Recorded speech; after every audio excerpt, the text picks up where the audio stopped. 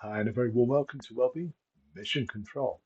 And I was just wondering the other day when I was talking with some friends, what kind of a legacy would you like to leave at the end of what I hope will be a long and productive life? I think it's a question that we sometimes put to ourselves in moments of quiet reflection, but it's quite an important issue because we're all going to leave some kind of a legacy behind, whether we intend to or not. And it doesn't have to be something permanent like a monument or a bridge or a building. It can be in terms of the kind of examples we've given, the kind of support and love and care we've shared.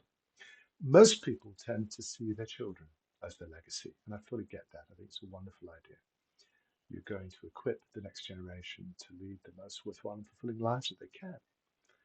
But if you consider the fact that you are making a difference every day with every connection, every encounter, this is a way for you to perhaps ask yourself whether the kind of difference you're making is the kind of influence that you would consider to be a worthwhile legacy. Now, just because we can't measure it in concrete terms doesn't mean to say that you're not touching the hearts and the minds of lots of people on a daily basis, perhaps through a kind word, through a smile, through a supportive gesture, sometimes just through your willingness to listen and show that you understand, even if you can't provide the answers to problems that people are looking for.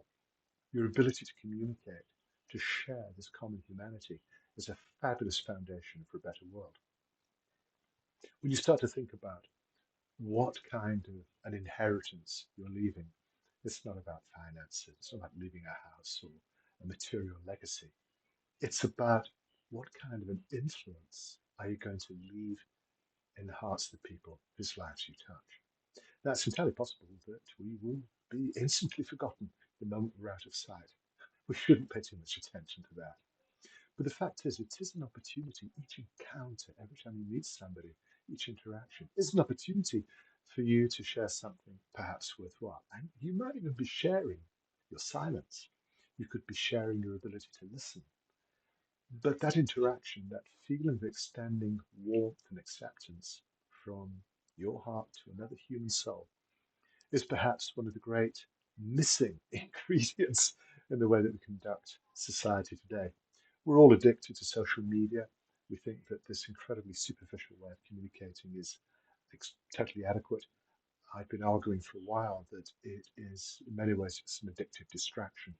It fails to touch the deeper levels that we really need in order to have fulfilling communication. Emojis don't listen. And I'd love you to be able to think a little more carefully, with the deepest respect, about the kind of influence you're exercising every hour, every day. It shouldn't feel like a burden. It should feel like easy, effortless engagement, where the contents of your heart, that inner peace that you're developing and cultivating, is something that you can share, something that just passes between two people in the quality of their conversation, the way you listen. You are affecting people all the time with your expression, with your language, with your behavior, even with your thoughts and feelings. You are having an impact on people all the time. My suggestion today is that we develop a little bit more awareness and magical mindfulness that just helps us to be more aware of how we're interacting with people.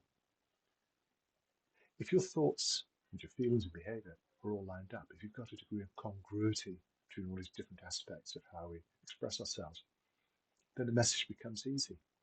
You want to be a presence that extols the virtues of positive behavior. You want other people to benefit from whatever it is you can do to help them. And in that virtuous cycle of connection, you too will benefit. Think about the legacy you want to leave, the legacy you leave with each human soul that you touch and communicate with. It's quite a powerful thought for today, and I'd love you to share your thoughts and feelings about how that could work for you. I'm always delighted to hear from you. But in the meantime, as I get on with a very busy day, I would like you to have the most wonderful day possible. I'll be back with you soon.